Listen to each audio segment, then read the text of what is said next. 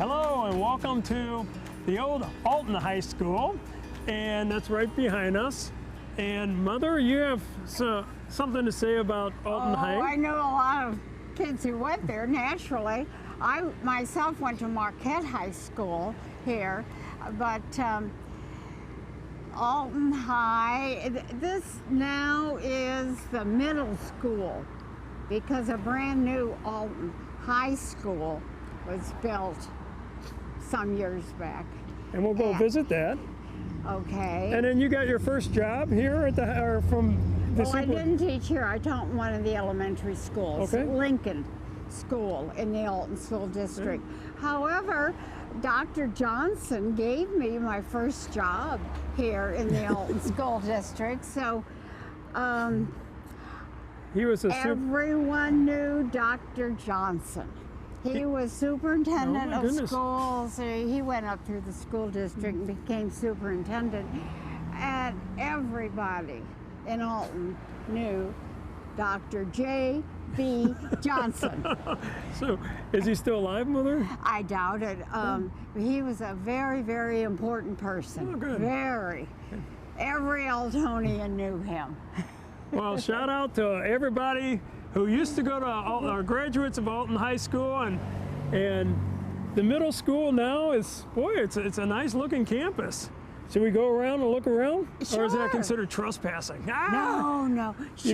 Sure. All right, we'll do. Well, anyway, from Alton High School, off we go, and we're going to continue on with Alton, and where we're going to go, you'll see soon. All right, see ya.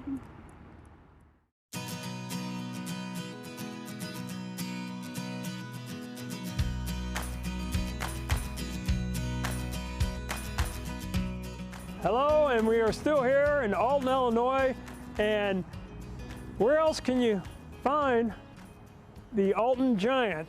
And that's Robert Wadlow, and his birthday, he turned 100 not too long ago. And a couple things about Robert Wadlow. My mom remembered him, and I think it was at a drugstore he went to, and also he continued to grow, for goodness sakes. I don't know, is his pituitary gland or something like that? Now somebody's going to call me up and say, it wasn't the pituitary gland, it's another gland. But, you know, it's some sort of gland, but he just kept on growing and growing. And he was with a shoe company of all things, because he would go for promotions. And I'm sure his shoe was like a size, 20 or 25. But from everything I've read about him, he's a very gentle person. And, sometimes people treat unusual people like a freak or something. When my brother Ed was growing up, people used to make fun because he only had one eye and everything else. But from what I understand, he is as humble could be, and I think he died in California, if I'm not mistaken, or maybe he did come back to Alton at that time, but he was out in California and then he came back to Alton. But to the gentle giant, and if you can come with me, if you can turn a little bit, here we go. I'm going, and here's his chair, a bronze chair. And of course, I gotta sit in it. Whoa, man. Look, that was not planned. I gotta tell you, I thought I was gonna tip over. So if you're ever in Alton though, come on by here, for goodness sakes. It's amazing. How big he was, and there's a lot to see in Alton. So come on down. The price is right. Free. All right, from the Robert Wadlow exhibit to someplace else in Alton, you will be coming.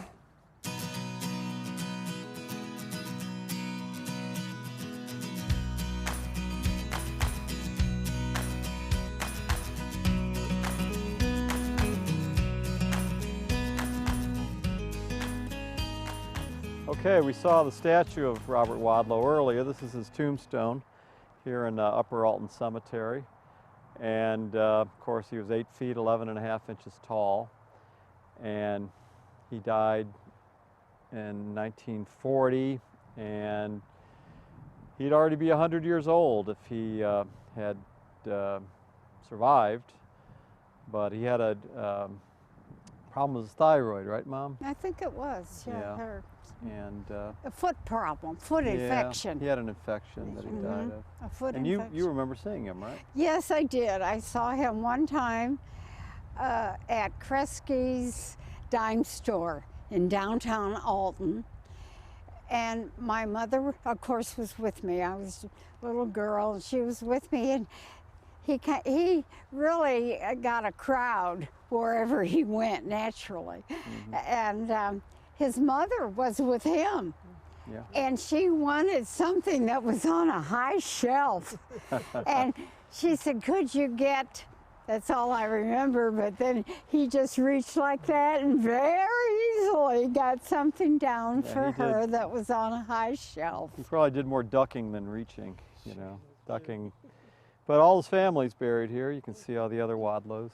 And I do have one remembrance. When I was like 6 years old, you took me to the house, and he had one of his shoes, and I actually got in his shoe. It was so big, and you know, I was maybe 3 or 4 years old, but I always remember I'm in his shoe. Nobody ever took a picture of that. That would be kind of interesting. But size 25. But he always drew a crowd wherever he went, naturally. Good point. And people were laughing and happy, and he would greet them, and like Dan said, he was the gentle giant. He was. He wasn't very old when he died. He was 22. Yeah. Something like that. Yeah. Well, from one cemetery to perhaps another cemetery. Wow. Is this going to be a lot of cemeteries in this?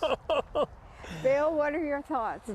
The Roaring '20s, and he was a big part of it. Everything was fast, a lot, and big.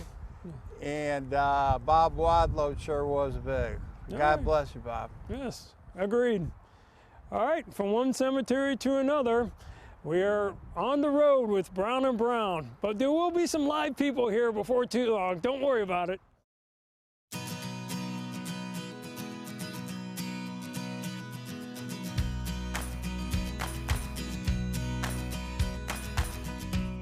These are my parents, John, Francis Stobbs, and Myrtle, Elizabeth Stobbs. And they were married well over 50 years. Very good people. Good, solid people. Our grandparents, we remember them well. Right, We called our grandmother Gaga, and we called grandfather Gramp. Gramp, yeah. Yeah, they really admired you boys a lot, and they were very respectful of each other, and that automatically demanded respect from you boys, me. They had my brother Dale. And another good thing I can say about them, they were very educationally minded. They wanted you to get some college. Yes, yes. Even the girl, you know, not a lot of girls went to college back then in the 50s, but they certainly wanted that for me and for my brother Dale, who became a lawyer. So that's how I put it. They were very educationally minded and read a lot, especially my dad. Yeah. And a nice dog named Lad, who every time we'd come, he'd get real excited. And I always remember the summer of '84. Why would I remember the summer of '84 is because every week, every Tuesday, my mom and I would go to, we call her Gaga's place, and I'd cut her grass. And a lot of times, every week, I mean, sometimes it'd only grow this much, but she still wanted to cut, so. Wasn't a very big yard. Well, I never saw you cut the grass. I mean, why don't you? I'm sure I did. I don't remember that. I mean to tell you, it was always Dan Brown. You got to cut the grass. For some reason, I was tagged a grass cutting person. And Bill, what do you have to Oh, I had say? a fantastic set of grandparents. My grandfather, John, he was born in 1902. He left us in 1984, so he was 82. Longtime employee of Olin Brass up here on Route 3, and he was in the accounting department. He was there for 23, 24 years. Yes, And yes. Knights of Columbus, he was very proud of. He was very active in the Knights of Columbus. And being a Church usher. church usher, that's right. Uh-huh. Yes. And Well, your grandmother, she liked history. She was part of the historical Yes, society. she could list all the presidents of the United States. And your mother was They were- German, and your father was Irish English. And English, Yes. yes, yes. And they met at a place up by Chautauqua was Chautauqua. the name of it. Yes, Elsa, up by the there. river road, Yeah. up toward Elsa. They met there. They rented horses. Romantic date. And they would meet at the Fox Theater, right? That was halfway for her and halfway for him. Yes, she was from Belleville, Illinois. And that was a distance back then to drive. Still is. It's 45 minutes from here to Belleville. Okay, but then it would have taken, what, 2 hours? Easily. Horse and buggy. Yeah. He Well, had no, he had a Model T, right? he had a Chrysler. He liked Chryslers at one time, but she had a Model T. Okay. Yeah. That was unusual for Yeah. somebody to have a Model T. So. And Bill, what was your thought with them?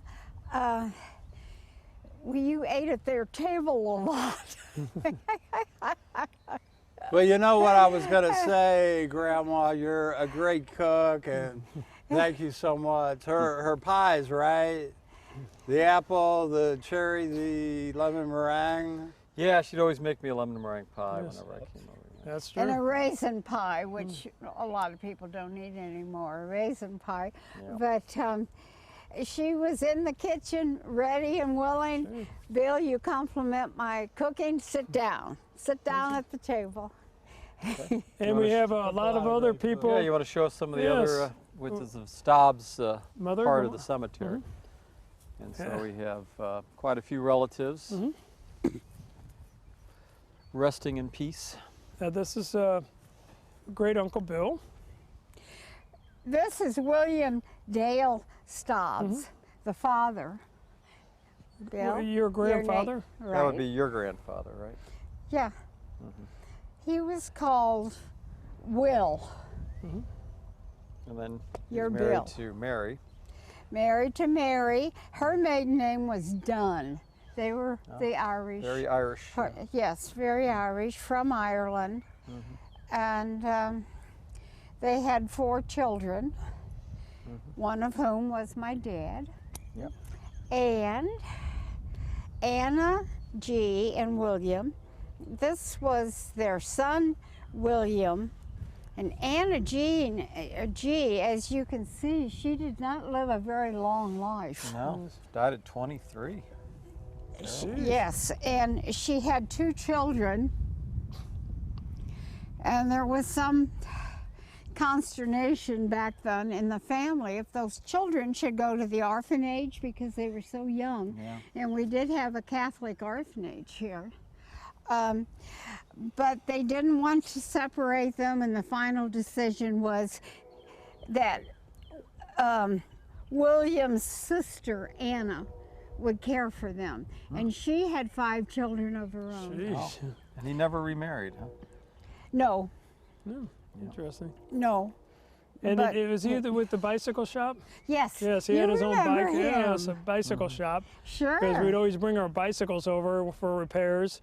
And no, he's a very, he was not a man of, a wordy man. And No. he was kind of a quiet person. But he knew how to repair He lost bikes. his wife when he was 28 and Yes, lived on his yes. own. I think she died in childbirth, as many women did back then. Yeah. But he worked at Shell Oil. He did, okay. Shell Oil, and then he had the, but what do you remember about the bicycle shop, Bill? I know I took Oh, you gosh. there. Well, over the years from like 72, probably 1972, we probably bought 2 or 3 bikes from Uncle Bill. He had them very low price. I think he wanted 18 for one of them. And I don't recall offhand who was riding that one around, but we bought, what? Ed, you got one bike from Uncle Bill as well, right? Sounds right. Yeah, he got, so that's 2. We bought 2 bikes from Uncle Bill in 71, 72. The man was fascinated by bicycles. Yeah, that's true. Like the Wright brothers. And that was right up your alley, wasn't it? You love bicycles also. The banana seat Schwinn's, but we never could purchase a Schwinn because they were too expensive, so we'd have the Murray bikes. The Murrays were about half the price.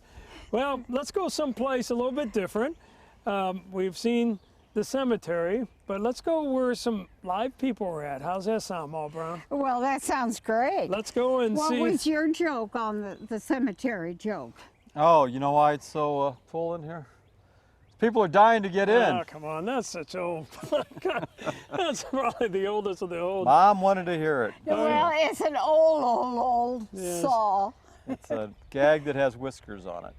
All right, well, leaving you here from the cemetery. God bless everybody in here. And we are off on the road to Brown & Brown, and we're going to go around with some live human beings next.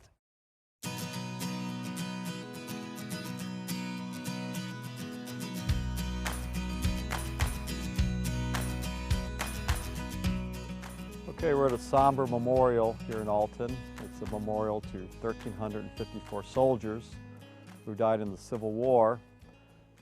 Most of them died of smallpox. They were in a prisoner of war camp down by the Mississippi. They brought them up here by steamboat, and this is their burial place. They no longer have individual tombstones, so they erected one large monument and memoriam to the soldiers who died here.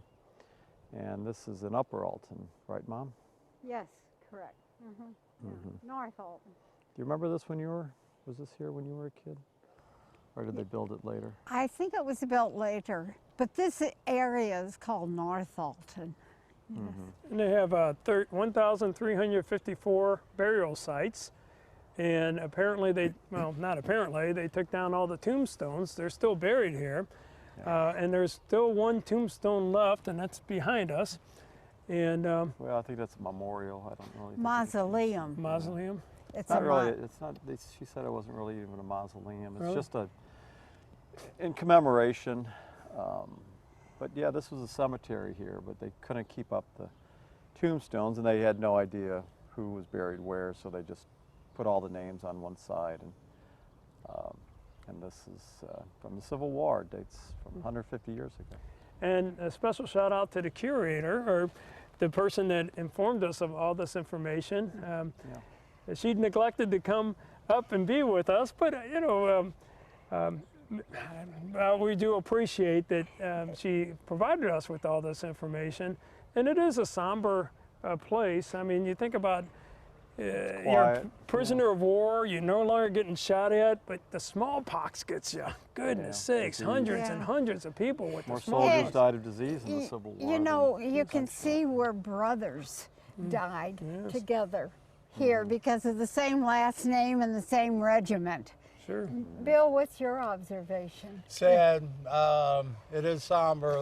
Let's take a look at this memorial and hope that this type of mass death never occurs again. Yes, I agree with that. Amen. But you know, it's interesting as well is you look in and you look at all the Browns here, and then if you go to the Jefferson Barracks, there's all kinds of Browns there too. So you have to guess. Yeah, we're related to both sides. Yes. And we're related too. Yeah.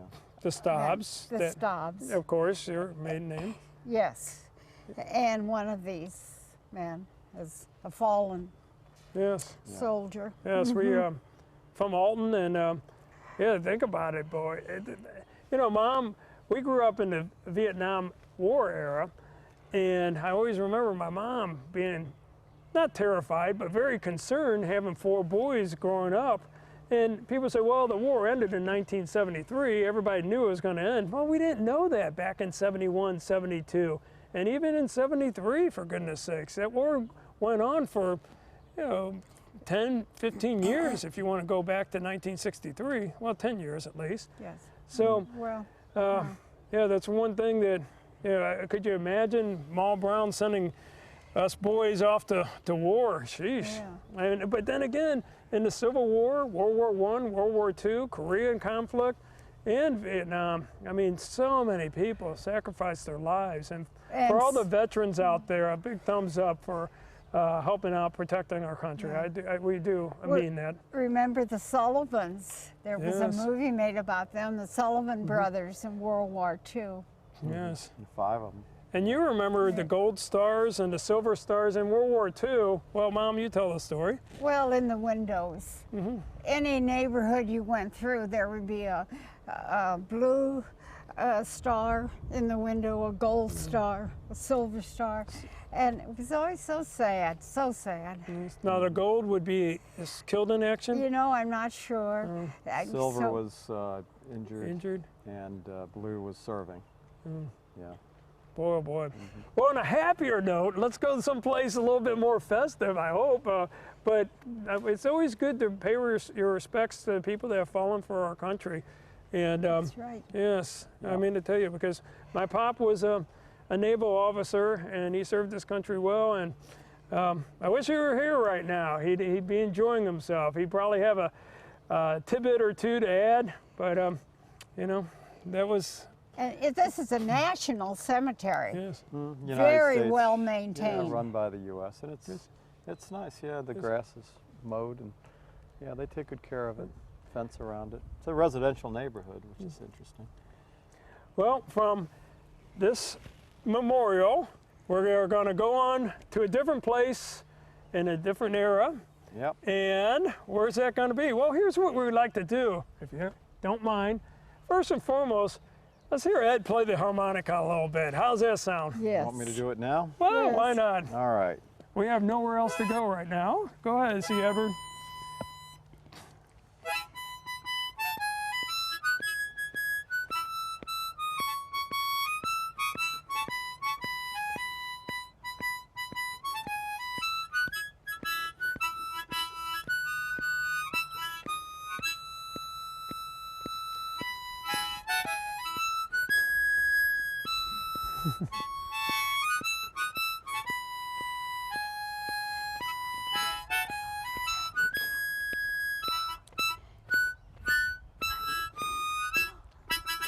Hey! That was All good. right. Good.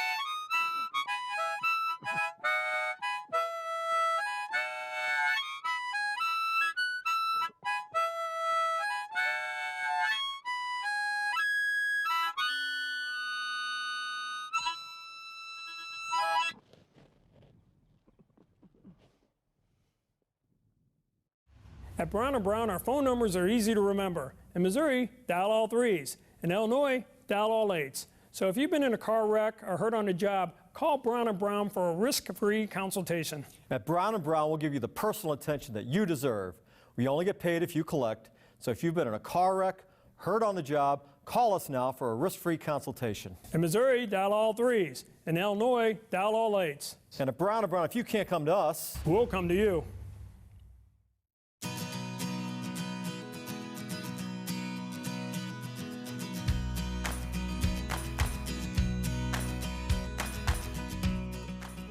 Ed, you want to start off on this one? Well, we're on the bluffs here in Alton. This neighborhood's called Fairmont, and it's high up, beautiful homes. It's where the elite meet to greet each other here in the wealthy part of Alton. And who lived here? The Olin family. They're very influential family. The Schlaflys, right? The Schlaflys, of course. Fellow Schlafly had a house around here as well. And if you look behind us, I don't know if we can see it, but that's the West Alton Marina. And you can see a lot of boats down there. Other side of the Mississippi. Yes. And back in the old days, the Native Americans lived around here, and they had their tribes, and they painted the Piasa bird. That's true. On the bluffs, because they were probably eagles, bald eagles, but to them it was some sort of half man, half bird creature that was, you know, known for taking fish out of the river and occasional little baby out of the papoose. And what was the name of that place, the Blue Lagoon, or what was it called? That the swimming hole down by the river? Yeah, there was a lagoon down there. Yes, and it was. We used to go hunting beer cans back there because, of all things, and I caught them. I found a bunch of cone tops, and sure enough, they're rather rare, I guess you could say. People would drink them and toss them into the water there. No, what they would do is they tossed them in the woods, and of course. You know, again, my old buddy Michael Evans and I would go in there. We didn't have enough money for a radar detector. If we had a radar detector, we would have cleaned up. Metal detector? Yeah, I'm sorry. Yeah, I had a radar protector. I'm talking about, yes. And if it, you know, that would have been perfect. But we just go in there, get a shovel, and start digging arbitrarily. Find them that way, yeah. That's the river road goes up there, so that's true. Riding a bike is always nice. You go up to Grafton and up to Pere Marquette Park, keep going.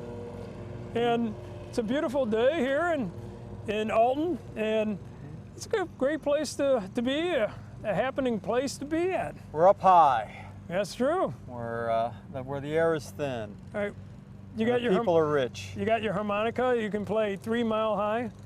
3 miles high. I think it's 8 Mile High. Oh, is it? 8 oh, miles high, yeah, at least I tried. Talking about the bird song. Yes, of course. Can you play that in your harp? I cannot. No, it's not one of my. What good are you then? Come on. I can play "Take Me Out to the Ball Game." Maybe I'll play that one later. All right, we'll do. Well, from Alton, Illinois, we are going to continue onward. And where are we going to go next, Seovard? Let's let the public guess. Guess well, because there's 2 well-known places that we're going to visit. So it's one of the 2. All right, from Alton, where we're looking over the Mississippi River, and we will continue onward with Brown and Brown on the road.